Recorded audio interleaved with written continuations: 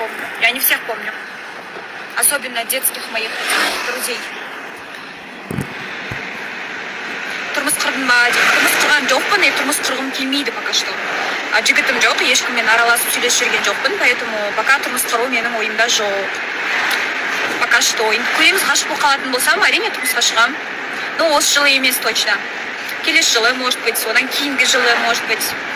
У меня еще есть время, до 25 я могу еще поработать, путешествовать и так далее. Да? Мне сейчас 23 всего лишь.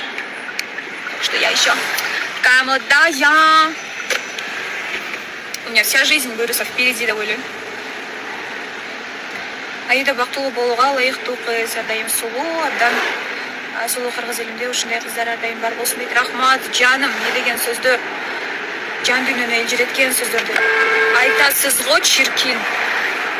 Ушындайлар жоқ да, встречкаға шығалы, өзінше көңітеді. Айдағандарчы. Қалай істейді, жақсы, күшті. Шо бір мені байқадым да, ушыл жөнінде бір нәрсе салышым керек ұқсайды, специально еркектерге арнапчы. Негатив жазғандардың 90% еркектер, да.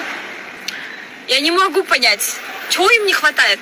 Қыздар негатив жазса, аялдар негатив жазса, хейт жазса, я поняла, да ладно им, қыздар, аялда типа. Может, ичи күйіп жазып отады, бір нәрсе деп жаңа. Еркектер неге негатив жазып жүрсе, түсінбеймін да ушыларды. Сен чачыңа асылады, сен киіміңе, сен макияжыңа асылып.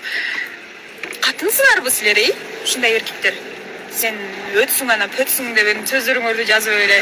Еркек болғуады, қыздар жазса түсінесің ғой, қыз деп еркек башыңар менен